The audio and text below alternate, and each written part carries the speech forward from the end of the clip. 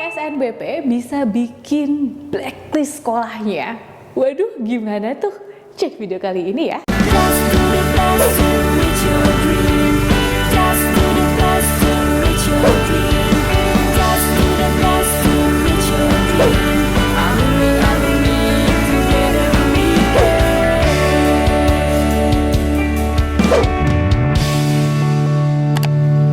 Kapan lagi kamu bisa ikutan tryout UTBK gratis di GP Media kalau bukan sekarang? Ikuti syaratnya dan kirim bukti screenshot di gpmedia.id ya, jangan sampai ketinggalan. Buat kalian yang lagi cari tryout SNBT dan ujian mandiri untuk masuk PTN, kita punya solusinya. GP Media menyediakan tryout SNBT dan ujian mandiri untuk beberapa PTN ternama di Indonesia. Mulai dari harga 10.000, kalian sudah dapat ribuan soal prediksi, video pembahasan, dan ada kelas online juga loh. Yuk daftar sekarang! Semuanya, balik lagi di GP Media Channel. Banyak banget nih kakak dapat pertanyaan-pertanyaan dari sahabat GP semua terkait dengan Kak, kalau nolak SNBP kira-kira gimana nih Kak? Sekolahku di blacklist gak ya Kak? Kakak akan jelasin aja dulu ke kalian. Emang sih kalau dari peraturan resmi pihak penyelenggaranya yaitu SNPMB gak secara detail atau jelas banget ngasih tahu bahwa sekolah kamu akan di blacklist. Tapi asal kamu tahu aja kalau kamu itu udah keterima di SNBP, kamu tidak memiliki kesempatan lagi untuk mengikuti jalur SNBT atau UTBK ya. Akan tapi kamu bisa juga sih sebenarnya nyoba jalur lainnya, mungkin di jalur mandiri atau jalur lainnya. Peraturan dari pihak SNBP ini itu sudah diresmikan di awal tahun 2023 kemarin ya. Jadi buat teman-teman yang mau ngecek lagi data resmi peraturannya itu, bisa kamu cek di website resminya SNPMB atau kamu bisa juga lihat di YouTube-nya pihak SNPMB. Nah, walaupun memang tidak secara jelas atau detail banget sih terkait tentang blacklist sekolah ini, tapi bukan berarti juga kamu bisa seenaknya untuk menolak kelolosan kamu di SNBP. Karena sebenarnya untuk kamu bisa lolos SNBP itu aja udah bagus banget loh. Karena yang paling pertama, jalur SNBP ini adalah jalur pertama dari penerimaan PTN. Dan kalau misalkan kamu ternyata memang udah lolos, ya udah dong, otomatis kamu lebih tenang dan memiliki waktu lebih luang untuk mempersiapkan tahapan kamu nanti menuju kuliah. Yang kedua, untuk jalur SNBP ini, kalau sampai kamu akhirnya bisa keterima, kamu juga gratis uang pangkalnya. Apalagi uang pendaftaran, nggak pakai tuh kayak gitu. Jadi kamu cukup bayar biaya untuk UKT-nya aja. Selain itu, kamu juga bisa memiliki kesempatan lebih besar dalam mengatur strategi kamu pada saat nanti kamu kuliah.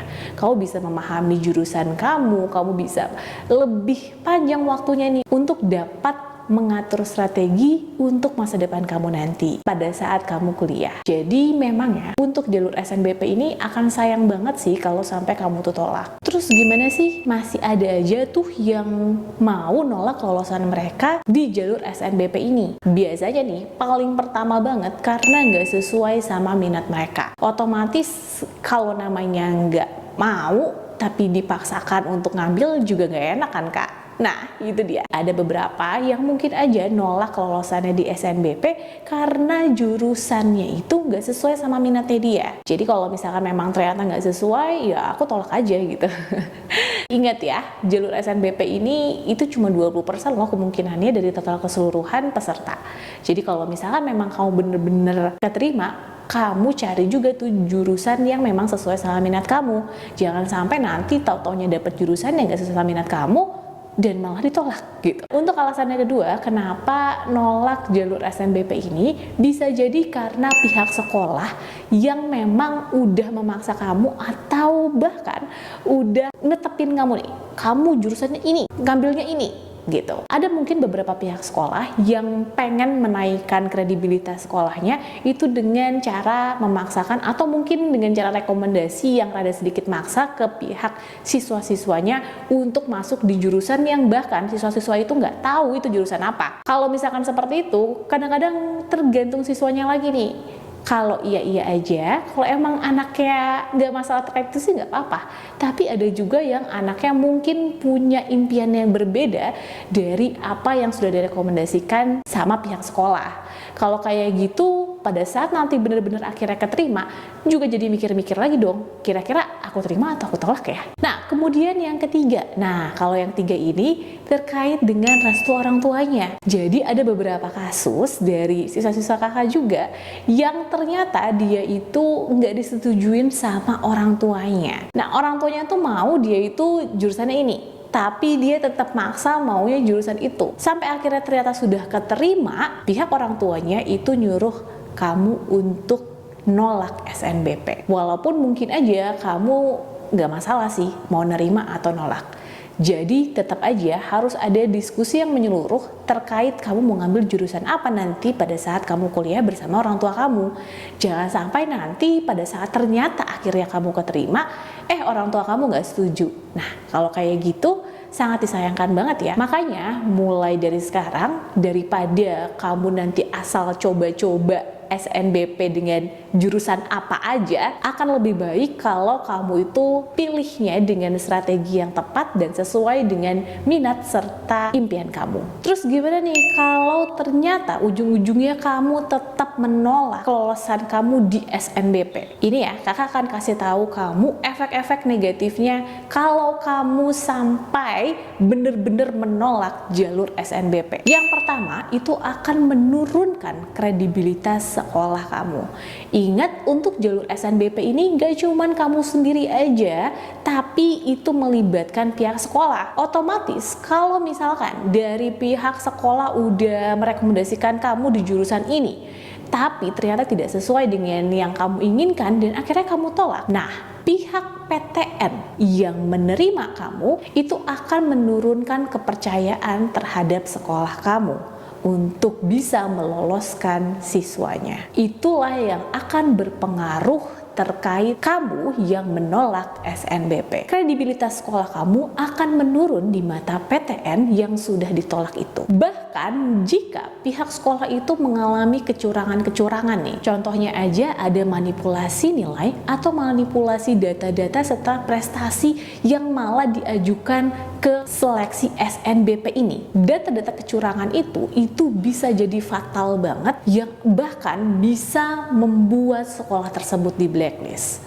Maka data-data yang diberikan oleh pihak sekolah itu harus sesuai dengan prestasi yang tepat dari siswa-siswanya. Hal seperti itu, kecurangan-kecurangan itu bisa jadi dilaporkan oleh pihak orang tua siswa atau bahkan siswanya ke portal SNPMB resmi, dan itu dari pihak penyelenggara secara resmi akan langsung memblacklist sekolah tersebut. Oleh karena itu, data-data beserta hal-hal yang berhubungan dengan seleksi SNBP ini harus dilakukan dengan detail dan sebaik-baiknya. Sangat disayangkan banget yang mungkin sekolah tersebut itu memiliki kredibilitas yang baik akan diturunkan kredibilitasnya oleh pihak penyelenggara atau bahkan pihak PTN yang ingin menerima siswanya di sekolah tersebut. Jangka waktu blacklist tersebut itu juga tergantung dari pihak PTN ataupun pihak penyelenggaranya. Ada yang mungkin 1 tahun ajaran, ada yang 3 tahun ajaran, ada yang 2 tahun ajaran. Jadi tergantung seberapa fatal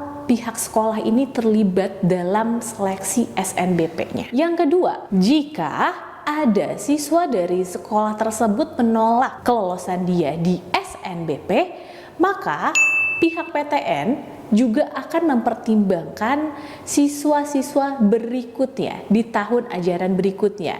Misalkan aja nih, ada 5 siswa yang keterima di PTN X, tetapi hanya 2 orang saja yang mau menerima kelolosannya dia, 3 orangnya lagi menolak. Maka pihak PTNX di tahun ajaran berikutnya akan menurunkan kuota penerimaannya terhadap sekolah tersebut. Jadi di tahun berikutnya mungkin hanya 1 orang aja yang keterima di PTNX ini. Walaupun mungkin pendaftarnya akan lebih banyak, tetapi itu yang akan dilihat oleh pihak PTN-nya.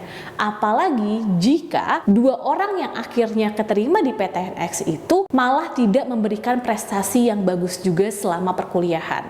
itu akan mempengaruhi adik-adik kelasnya di tahun ajaran berikutnya. Jadi buat teman-teman yang pengen mencoba jalur SNBP ini, kalian harus tahu bahwa kakak kelas kalian ini yang akhirnya keterima lewat jalur ini dan akhirnya menerima jalur tersebut, itu juga jangan sampai tiba-tiba DO aja dari kuliahnya. Makanya jalur SNBP ini sangat berpengaruh banget nih pada saat kamu nanti di perkuliahan dan juga sekolah kamu. Jadi usahakan banget nih buat teman-teman yang keterima lewat jalur SNBP ini untuk tidak menolaknya. Karena ingat, ada dua tuh, prestasi kamu beserta sekolah kamu.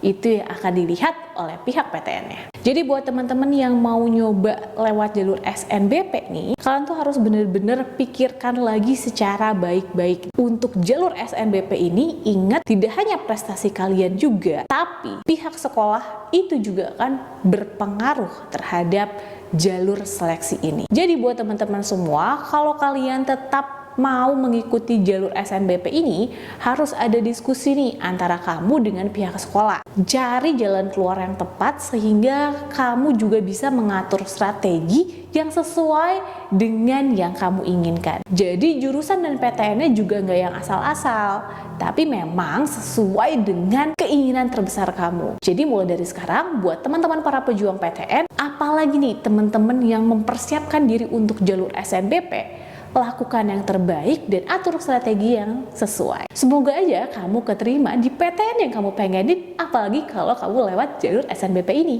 Ingat ya, akan lebih bagus kalau kamu ambil aja deh, jangan kamu tolak. Semangat ya buat para pejuang PTN, semoga aja video ini bermanfaat buat kalian semua. See you in the next video, dadah!